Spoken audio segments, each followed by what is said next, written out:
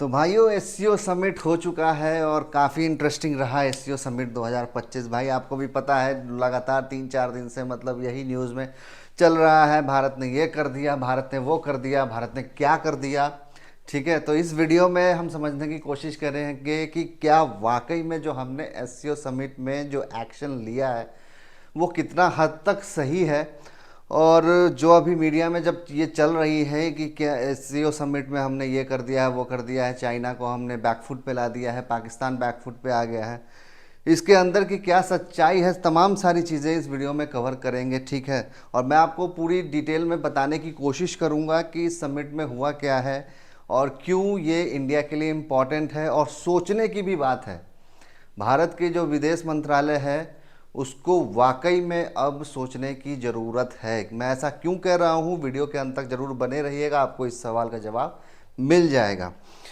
फिलहाल भाई इस एससीओ मीटिंग की बात कर लेते हैं। देखो अभी फ़िलहाल एससीओ की अगर हम बात कर रहे हैं, शंघाई कॉरपोरेशन ऑर्गेनाइजेशन की बात कर रहे हैं, तो इसमें ये 10 कंट्रीज़ हैं शामिल, जिसमें Kazakhstan, India, China, Russia, Tajikistan, Uzbekistan, Kyrgyzstan, Pakistan, Iran और बेलारूस है। ठीक है, भारत की अब बात करें और पाकिस्तान की बात करें तो 2017 में ये इसका हिस्सा हुए थे। ठीक है, थोड़ी सी एससीओ की हिस्ट्री समझ लेते हैं। भाई देखो एससीओ जो था ये एससीओ 2001 में आया है, लेकिन उससे पहले 2001 से पहले 1996 के अंदर 5 देशों ने मिल के, ठीक है, एक वो बनाया था जिसका नाम रखा था शंघाई 5। शंघाई 5 नाम का एक ऑर्गेनाइजेशन इन्होंने बनाया था। उस 5 कंट्रीज में कौन कौन थे, तो उस 5 कंट्री में थे China, Kazakhstan, Kyrgyzstan, Russia and Tajikistan. ठीक है, जब ये 2001 में एससीओ बना तो उसमें फिर उज्बेकिस्तान को शामिल किया गया। और जैसा कि मैंने आपको बताया कि भाई भारत और पाकिस्तान 2017 में इसके वो बने, मेंबर बने। भारत ने कभी इसको होस्ट किया है क्या, तो बिल्कुल 2023 के अंदर गोवा में भारत ने इसको होस्ट किया था, ये भारत के अंदर हुआ था। ठीक है, पहले मीटिंग की अगर हम बात करें तो 2001 में जो ये मीटिंग हुई थी ये सबसे पहले हुई थी चाइना में, बीजिंग के अंदर 2003 में से एससीओ की पहली मीटिंग हुई थी। ठीक है, ये मतलब ये 2001 में इसका मतलब अनाउंस हुआ था कि हम एससीओ एक संगठन है।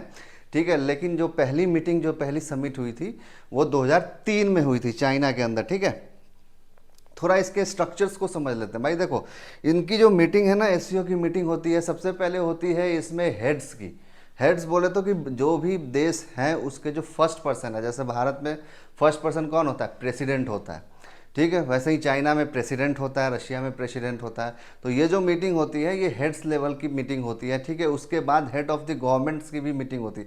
हेड ऑफ द गवर्नमेंट कौन होता है, जैसे भारत में प्रधानमंत्री हेड ऑफ द गवर्नमेंट होते हैं, तो प्रधानमंत्री इसको जाके अटेंड कर सकते हैं। ठीक है, वैसे ही चाइना में भी होते हैं, रशिया में भी होते हैं, जो भी देश हैं वहाँ पे भी होता है। लेकिन इससे पहले जब ये दोनों मीटिंग्स होती है ना, तो उससे पहले जो मिनिस्टर्स हैं वो भी आपस में मिलते हैं। जैसे आपने देखा होगा कि G20 सम्मेलन जब भारत में हो रहा था, तो उससे पहले जो G20 के जो सम्मिलित देश हैं वो सारे देश के कुछ ना कुछ जो पॉलिटिशियन थे वो भारत आ रहे थे, बैठ रहे थे, डिस्कस कर रहे थे। उसमें बेसिकली मतलब जो समिट्स होती है जिसमें बहुत सारी चीज़ें डिस्कस की जाती है। ठीक है, उन्हीं को लेके वहाँ पे पहले मतलब जो पॉलिटिशियंस होते हैं वो आके मिलते हैं। ठीक है, तो वैसा ही एससीओ में भी चलता है। ठीक है, वो सारी जब मीटिंग्स हो जाती है उसके बाद फिर हेड ऑफ द गवर्नमेंट और उसके बाद फिर हेड ऑफ द स्टेट्स मिलते हैं। ठीक है, तो एससीओ का भी यही एक फंडा है जो इसी स्ट्रक्चर पे एससीओ चलता है।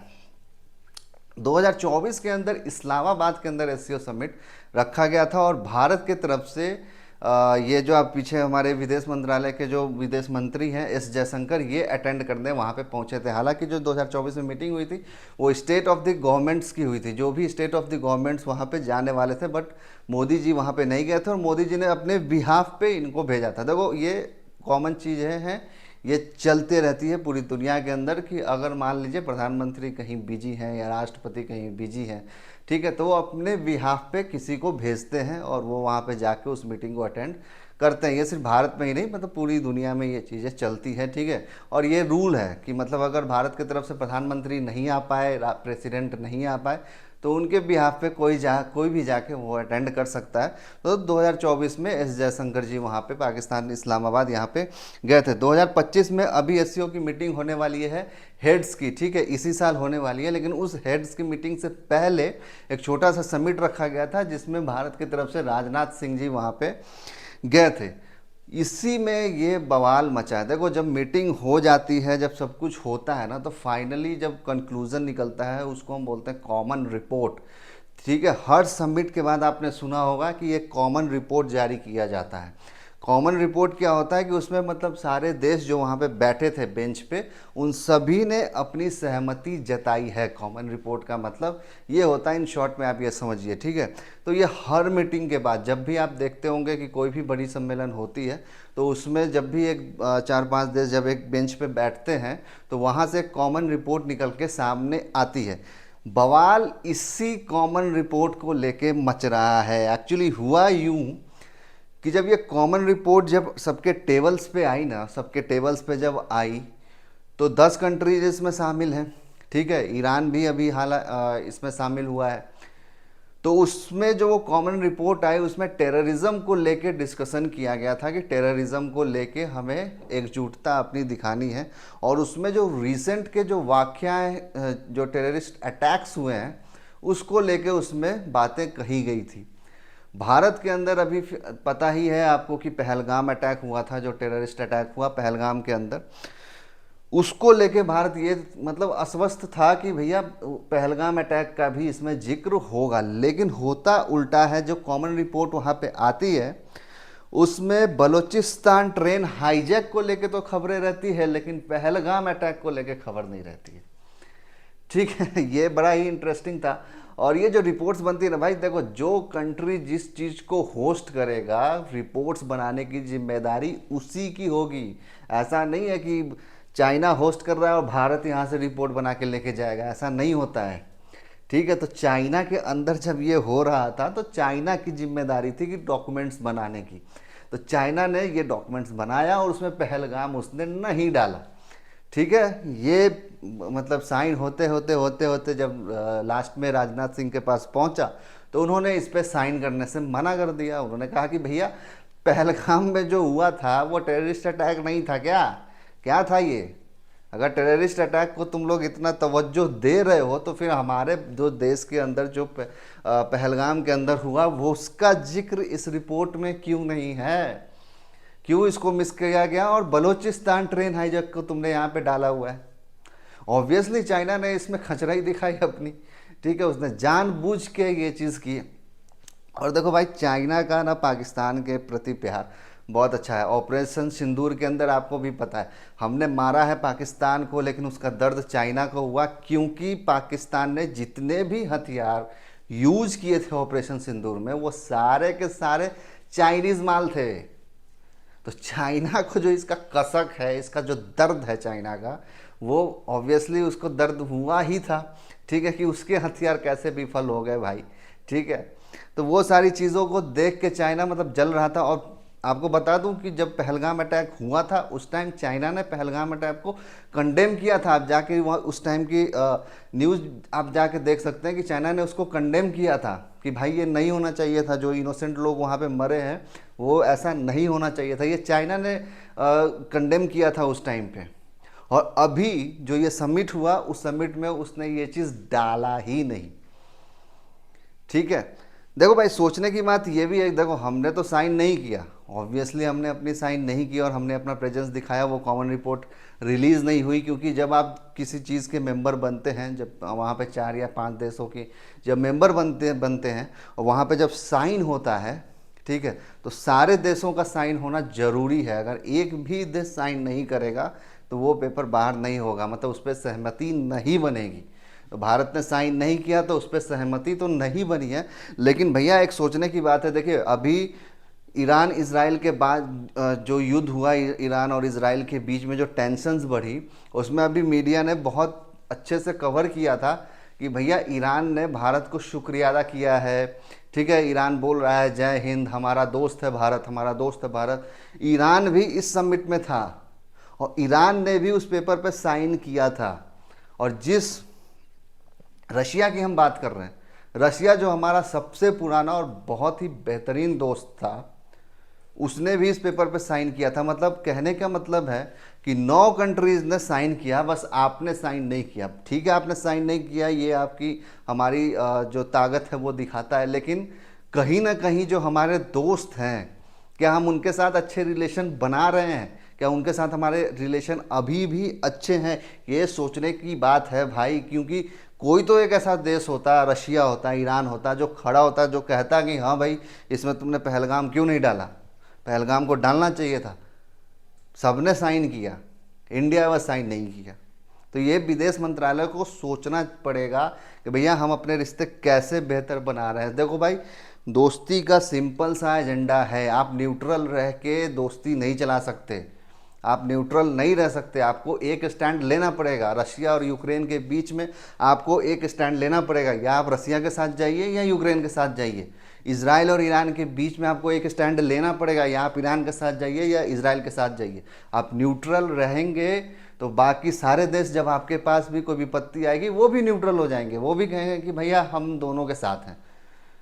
तो ऐसे में आप अपने दोस्तों को गंवा देंगे भाई। और रशिया और इसराइल भारत के बहुत ही इम्पोर्टेंट डिफेंस की लाइन अगर बात करें तो 1971 वॉर कौन भूल सकता है, जिसमें रशिया ने किस तरीके से हेल्प की थी।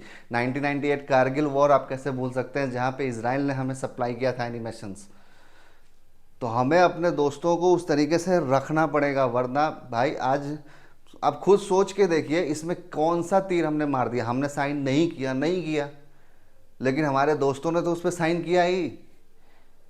ये सोचने की बात है और इस पर विदेश मंत्रालय को सोचना चाहिए, एस जयशंकर जी को सोचना चाहिए कि हम किस तरीके से अपने रिश्ते बाहर के देशों के साथ और मजबूत कर सकते हैं। फिलहाल चाइना की अगर हम बात करें तो चाइना हमेशा से पाकिस्तान के जो भी टेररिज्म वहाँ पे चल रहा है, टेररिस्ट ग्रुप्स जो हैं वहाँ पे, उसको हमेशा से चाइना सपोर्ट करता रहा है। ठीक है, और बलूचिस्तान की अगर हम बात करें भाई, तो बलूचिस्तान के अंदर जो ट्रेन हाईजैक हुआ था, इस पर हमने एक सेशन भी किया था। उसमें बलूचिस्तान के जो लोग हैं, जो बीएलए हैं, ठीक है, जो बीएलए संगठन है वहाँ का, उन्होंने उस ट्रेन को हाईजैक किया था। और बीएलए हमेशा से ये डिमांड कर रही है कि हमें इंडिपेंडेंट कंट्री बनना है। देखो भाई, बलूचिस्तान पे पाकिस्तान ने ज़बरदस्ती कब्जा किया था, ये तो सभी को पता है। 1948 के अंदर ये सबको पता है कि ज़बरदस्ती कब्जा किया था पाकिस्तान ने।